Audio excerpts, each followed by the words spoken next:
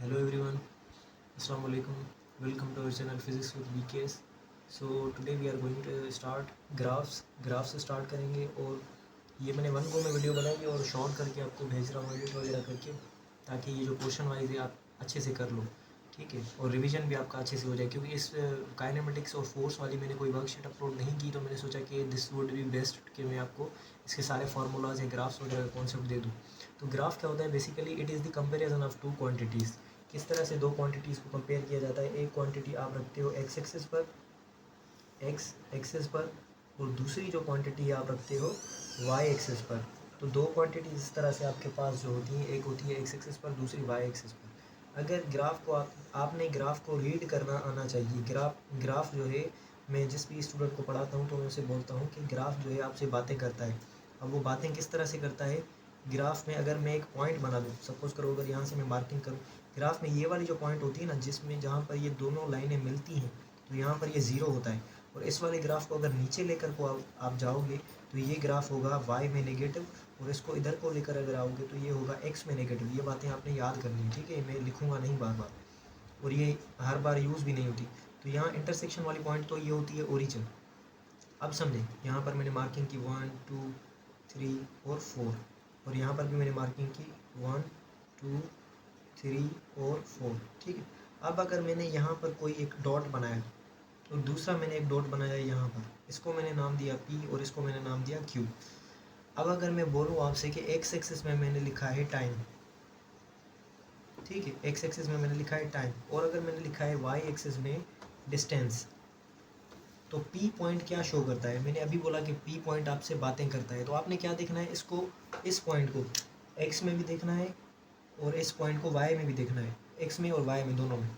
P point को अगर देखोगे आप y एक्सिस में, तो ये 2 सेकंड शो कर रहा है, यानी P वाली पॉइंट पर टाइम जो है, टाइम यहाँ पर मैं लिख लेता हूँ, टाइम कितना है 2 सेकंड्स। अच्छा, और डिस्टेंस कितना है, डिस्टेंस है 1 मीटर। डिस्टेंस कितना है 1 मीटर, यानी कि 2 सेकंड जब बॉडी को गुजरे हैं तो बॉडी ने डिस्टेंस कवर किया है 1 मीटर। अब देखो, इस ग्राफ ने आपसे बात की और ये चीज़ें आपको बता दी। अब इसी तरह के ग्राफ्स आपको गिवन होते हैं, सॉल्यूशंस वगैरह, प्रॉब्लम्स वगैरह आते हैं, और आप जो है कंफ्यूज हो जाते हो। तो मैं कोशिश करूँगा इन ग्राफ्स को सिंप्लीफाई करूँगा, और ये ग्राफ्स जो है आई एम श्योर कि इसके बाद आपको गेम लगेंगे, ठीक है। तो ग्राफ में जो मोस्ट आस्क्ड क्वेश्चन होते हैं एमडी गेट वगैरह में, वो आपसे ज़्यादातर जो पूछे जाते हैं, उसमें दो चीज़ें होती हैं। एक आपसे पूछा जाता है कि इस ग्राफ का एरिया बताओ, एरिया ऑफ द ग्राफ, और स्लोप ऑफ द ग्राफ। और ये चीज़ें आपको बहुत तंग करती हैं, लेकिन मैं इन चीज़ों को सिंपल कर दूंगा आज के बाद आप कंफ्यूज नहीं होगे, ठीक है। अब मैंने थोड़ी देर पहले ग्राफ ड्रा किया, ठीक है। अगर मैं बना दूं यहाँ पर वेलोसिटी और यहाँ पर मैं बना दूं टाइम, तो इसका एरिया मुझे क्या बताएगा। अगर मैंने कोई ग्राफ बनाया, सपोज़ करो कि इस तरह से अगर मैंने कोई ग्राफ बनाया है, तो इसका एरिया मुझे क्या बताएगा। तो याद कर लो, आपको जो एरिया मिलता है वो मिलता है मल्टीप्लिकेशन में। फिलहाल जो बता रहा हूँ जितना उतना समझते जाओ, आहिस्ता आहिस्ता क्लियर होता जाएगा। मल्टीप्लिकेशन में से आपको ग्राफ मिलता है, और मल्टीप्लिकेशन किसकी करनी है, इसकी और इसकी। तो वेलोसिटी को अगर टाइम के साथ हम मल्टीप्लाई करेंगे तो हमें मिलेगा डिस्प्लेसमेंट। ये हमें चीज़ क्लियर हो गई कि वेलोसिटी टाइम का जो एरिया है वो हमें डिस्प्लेसमेंट देता है। अगर मैं क्वांटिटीज़ को चेंज करूँ, अगर मैंने रख दिया यहाँ पर एक्सीलरेशन को और यहाँ पर टाइम को, अगर मैं बोलूँ कि इसका अब एरिया बताओ, तो अब इसका एरिया किसके इक्वल होगा, एक्सीलरेशन को टाइम के साथ मल्टीप्लाई करोगे तो क्या मिलेगा, एक्सीलरेशन को टाइम के साथ मल्टीप्लाई करोगे तो वेलोसिटी मिलेगी। अगर किसी को समझ नहीं आ रहा है तो यूनिट्स देखकर भी कर सकते हो। एक्सीलरेशन का यूनिट क्या होगा, मीटर पर सेकंड स्क्वायर। इसको ये सेकंड के साथ मल्टीप्लाई तो ये बनेगा मीटर पर सेकंड, और मीटर पर सेकंड किसका यूनिट होता है, वेलोसिटी का। तो एरिया इन दोनों की ज़रब में से आपको मिलता है। अब निकालना कैसे है वो मैं बता रहा हूँ। पहले अगर आपसे कोई चीज़ पूछे कि इसमें से मिलेगा कौन सा, तो उस क्वांटिटी का नाम आपको आना चाहिए, ठीक है। अच्छा, और अगर आपसे पूछे कि आपका यहाँ पर मैं लिख दूँ एक क्वांटिटी जे के नाम से, जे और टी। अब जे क्या होता है, जे इज़ बेसिकली जर्क, और जर्क आप बोलते हो एक्सीलरेशन अपॉन टाइम को, ठीक है। एक्सीलरेशन अपॉन टाइम को, rate of change of acceleration को आप जर्क बोलते हो। अगर इसका एरिया आपसे पूछा जाए तो जर्क यहाँ पर क्या लिखोगे, जर्क इनटू टाइम, ये मिलेगा आपको एक्सीलरेशन की इक्वल। क्यों, क्योंकि यहाँ पर जर्क की जगह पर क्या रखोगे, ए अपॉन टी, और टी के साथ करोगे मल्टीप्लाई, तो ये आपका क्या आ जाएगा, ए आ जाएगा। तो ये तो एरिया का अगर पूछा जाए कि इसका एरिया आपको क्या देगा, इसका एरिया आपको क्या बताएगा, तो आप निकाल सकते हो। ठीक है, याद कर लो एक चीज़ कि position time graph, position time graph का क्या मतलब है कि यहाँ पर अपना डिस्प्लेसमेंट भी हो सकता है, डिस्टेंस भी हो सकता है, पोजीशन है। ठीक है, पोजीशन टाइम ग्राफ का अगर मैं यहाँ पर पी लिखूँ और टी लिखूँ, इसका एरिया आपको जो है ना कुछ नहीं देता, इसका एरिया आपको कुछ नहीं देता। ठीक है, वो क्यों? क्योंकि आपके पास अगर डिस्टेंस इनटू टाइम करोगे तो आपके पास ऐसी कोई क्वांटिटी नहीं है जो आपके पास मौजूद हो। अच्छा, अब थोड़ा सा स्लोप को देखते हैं और उसके बाद मैं आपको इस ग्राफ में से निकालने का तरीका बताता हूँ कि एरिया आप फाइंड कैसे करोगे, यानी कि कैलकुलेट कैसे करोगे, यानी कि कैलकुलेट आप किस तरह से करोगे वो मैं थोड़ी देर के बाद आपको बताता हूँ। थोड़ा सा स्लोप समझ लो। अब स्लोप किस तरह से करना है आपने, स्लोप इज़ बेसिकली आपको जो दो ग्राफ्स गिवन है, वाई एक्सिस वाला और एक्स एक्सिस वाला, ये वाई एक्सिस है और ये आपकी एक्स एक्सिस। अगर मैं बोलूँ कि ये ग्राफ इस तरह से, अगर तो ग्राफ को मैंने बनाया इस तरह से, तो ये एंगल बनाएगा हॉरिजॉन्टल के साथ, और इसके सामने क्या होगा, ये फ्री कर देंगे तो इसके सामने क्या है, वाई, और इसके सामने ये क्या है, ये एक्स। ये दोनों साइडें पैरेलल है ना, तो अगर ये एक्स एक्सेस है तो ये वाली भी एक्स एक्सेस। अच्छा, अब एक चीज़ समझो कि स्लोप आपका किसके इक्वल होता है, स्लोप याद कर लो इक्वल होता है हमेशा टेन ऑफ थीटा के, और टेन थीटा किसके इक्वल होती है, perpendicular upon base, perpendicular upon base. अब परपेंडिकुलर कौन सी साइड, ये जो थीटा के सामने वाला साइड होता है ये किसके इक्वल होता है, परपेंडिकुलर के। तो यहाँ पर आपने रखना है वाई अपॉन क्या रखना है, एक्स। अच्छा, अब कोई भी क्वांटिटी आपसे हो सकती है जिससे आपका स्लोप पूछा जाए।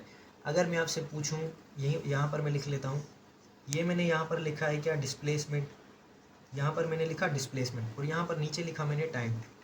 अगर मैं पूछूं आपसे कि इसका स्लोप क्या बताएगा, slope of displacement time graph, D T या वी टी, सॉरी अपना डी टी या S T time graph, S T graph क्या बताएगा, तो किस तरह से करोगे, मैंने क्या बताया, परपेंडिकुलर। परपेंडिकुलर क्या है, ये सामने वाला वाई वाला, वाई को एक्स के साथ क्या करना है, डिवाइड करना है। ठीक है, तो आपने क्या करना है, इस डिस्प्लेसमेंट को रखना है ऊपर और नीचे रखना है टाइम। अच्छा, हमें पता है कि डिस्प्लेसमेंट अपॉन टाइम किसके इक्वल होता है, ये होता है इक्वल वेलोसिटी के, यानी कि स्लोप हमें डिस्प्लेसमेंट टाइम ग्राफ का स्लोप हमें बताता है वेलोसिटी के बारे में। ठीक है, अच्छा, अगर हमसे पूछा जाए कि एक्सीलरेशन टाइम ग्राफ का बताओ स्लोप क्या बताएगा, तो एक्सीलरेशन टाइम ग्राफ का आपको स्लोप क्या किसके बारे में बताएगा, ये वाई एक्सेस है, ये एक्स एक्सेस, ए अपॉन टी रखोगे।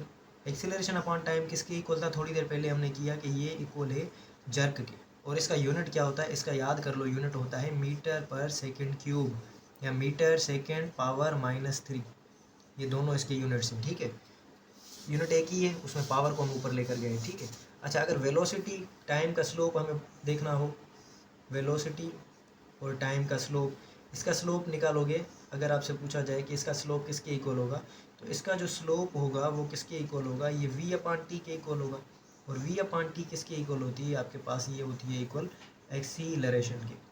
ठीक है, तो आप उम्मीद है कि ये समझ गए होंगे कि एक स्लोप का कॉन्सेप्ट क्या है और एरिया का कॉन्सेप्ट क्या है। अब एक चीज़ जो आपको कंफ्यूज करती है वो ये होती है कि आपने इसको डेटा में से कैलकुलेट किस तरह से करना है। जैसे कि अगर आपके पास कोई रीडिंग पड़ी हुई हो तो आपने निकालना किस तरह से है स्लोप या एरिया को।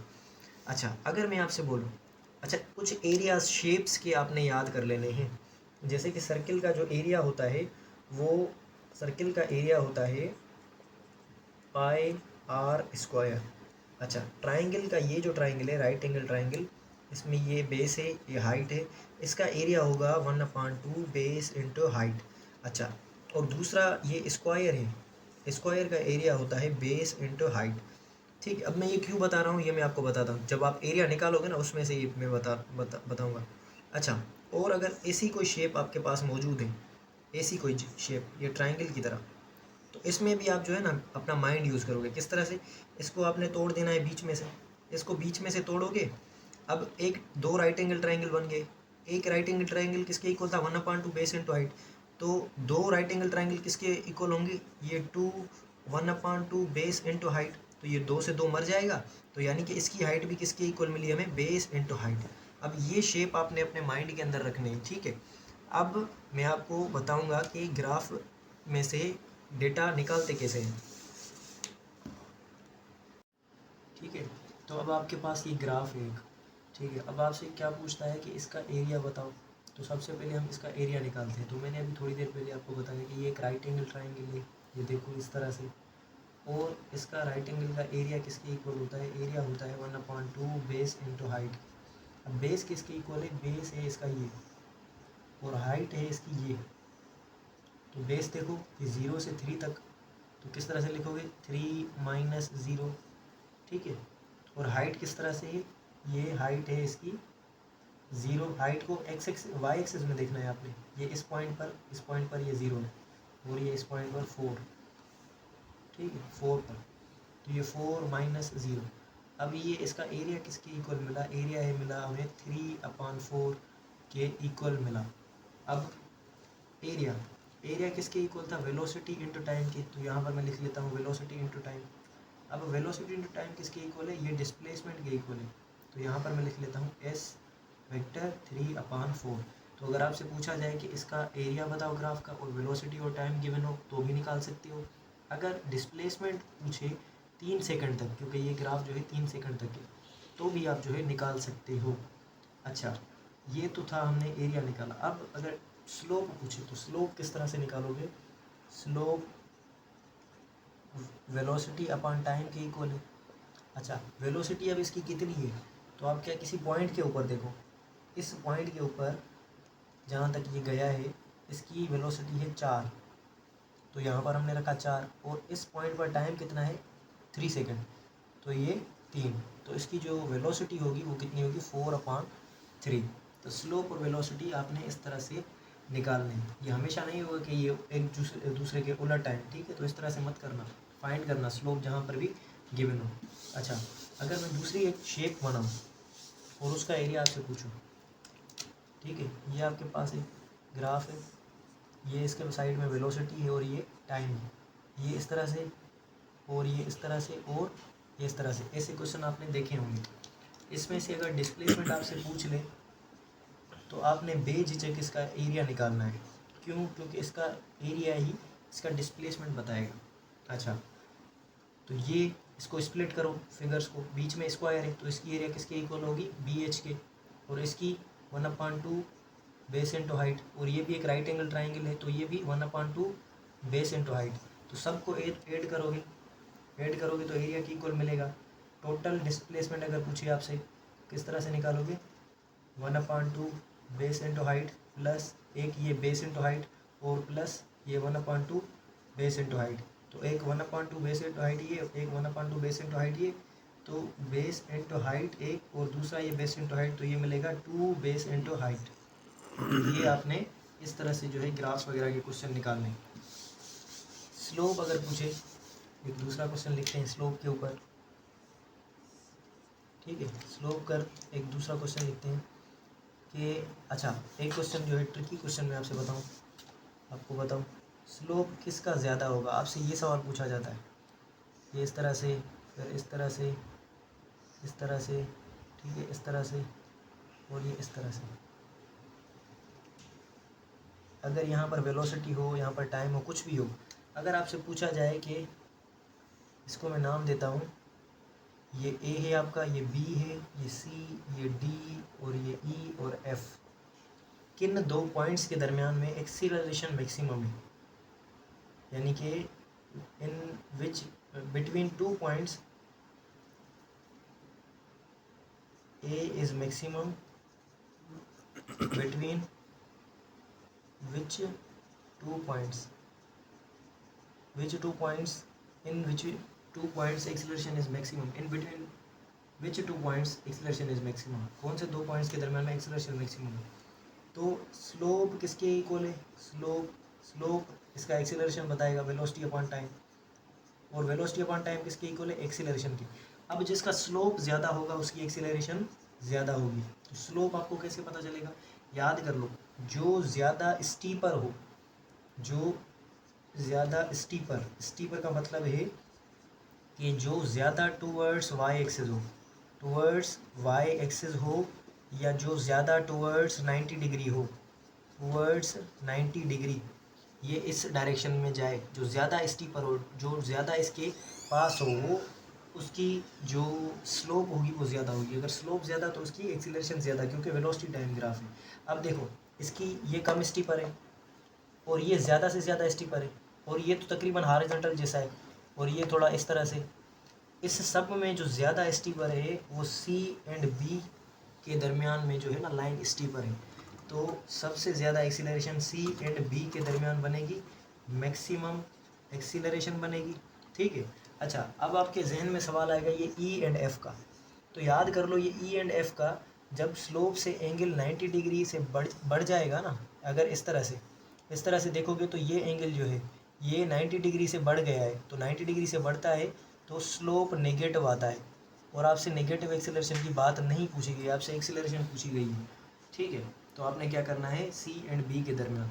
तो इस तरह से मैंने आपको बताया कि स्लोप एंड ग्राफ आप फाइंड कर सकते हो, और ये सिंप्लीफाइड वीडियो थी ग्राफ्स के ऊपर। मैंने इंडिविजुअली ग्राफ नहीं बताया आपको कि पोजीशन टाइम ग्राफ रेस्ट के लिए कौन सा होगा और वेलोसिटी के लिए कौन सा होगा, एक्सीलरेशन के लिए कौन सा होगा। ठीक है, तो I hope you will like this video, और आपके जो भी रिव्यूज़ हैं मुझे कमेंट्स में लाजमी बताइएगा। ठीक है, wish you all the very best. अल्लाह हाफिज़।